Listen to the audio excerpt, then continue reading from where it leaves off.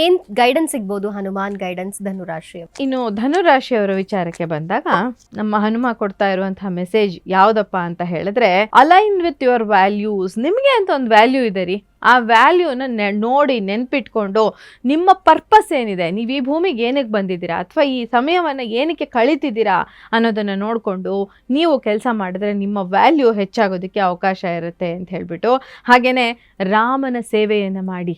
ಯಾವ ರೀತಿ ಹನುಮ ರಾಮನ ಸೇವೆಯನ್ನು ಮಾಡಿದ ಆ ರೀತಿ ಮಾಡೋದ್ರಿಂದ ನಿಮಗೆ ಹೊಸದೊಂದು ದಾರಿ ತೆರ್ಕೊಳ್ಳುತ್ತೆ, ಹೊಸದೊಂದು ವಿಷಯ ಹುಟ್ಕೊಳ್ಳುತ್ತೆ. ನಿಮಗೆ ಜಾಬ್ ಇಲ್ಲ ಅಂದರೆ ಜಾಬ್ ಸಿಗ್ಬೋದು, ಮದುವೆ ಆಗ್ತಾ ಇಲ್ಲ ಅಂತ ಒದ್ದಾಡ್ತಾ ಇರ್ತೀರ, ಇದನ್ನು ಮಾಡಿ ನೋಡಿ.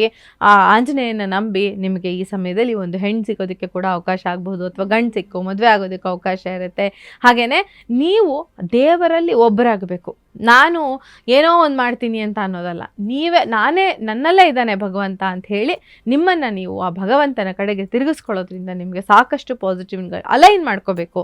ಇದು ಸರಿ ಇದೆಯಾ, ನನ್ನ ಭಗವಂತನ ಸಂಬಂಧ ಹೇಗಿದೆ, ಅಥವಾ ನನ್ನಲ್ಲೇ ಭಗವಂತ ಇದ್ದಾನಾ, ಇದನ್ನು ನೀವು ಅಲೈನ್ ಮಾಡ್ಕೊಂಡು ಮುಂದೆ ಹೋದಾಗ ಪಾಸಿಟಿವ್ ಆಗಿ ಮಂತ್ನ ಕಳಿಯೋದಕ್ಕೆ ಅವಕಾಶ ಇರುತ್ತೆ. ಹಾಗೆಯೇ ನೀವು ಈ ಸಮಯದಲ್ಲಿ ಏನು ಮಾಡಬೇಕು ಅಂತ ಹೇಳಿದ್ರೆ, ನಿಮ್ಮ ಮನೆಯಲ್ಲಿ ಹಿರಿಯರು ಯಾರೋ ಒಬ್ರು ಇರ್ತಾರೆ, ಅವರ ಹತ್ರ ಹೋಗಿ, ಅಜ್ಜಿನೋ ತಾತನೋ ಯಾವುದೋ ಪಕ್ಕದ ಊರಲ್ಲಿ ಇದ್ದಾರಪ್ಪ, ನೀವು ಹೋಗೇ ಇಲ್ಲ, ತಿಂಗಳುಗಟ್ಟಲೆ ಆಗೋಗಿದೆ, ಹೋಗ್ಬಿಟ್ಟು ಫಸ್ಟ್ ಆಶೀರ್ವಾದ ತೊಗೊಂಬನ್ನಿ. ಹನುಮಂತ ಹೇಳ್ತಾ ಇದ್ದಾನೆ, ದೊಡ್ಡವರ ಆಶೀರ್ವಾದದಿಂದ, ತಂದೆ ತಾಯಿ ಆಶೀರ್ವಾದದಿಂದ, ಮನೆಗೆ ಹಿರಿಯರು ಅನ್ನಿಸ್ಕೊಂಡಿರೋರು ಅಂಥವರ ಆಶೀರ್ವಾದದಿಂದ ನಿಮಗೆ ಈ ಸಮಯದಲ್ಲಿ ಪಾಸಿಟಿವ್ ರಿಸಲ್ಟ್ಸ್ ಸಿಗುತ್ತೆ ಅಂತ.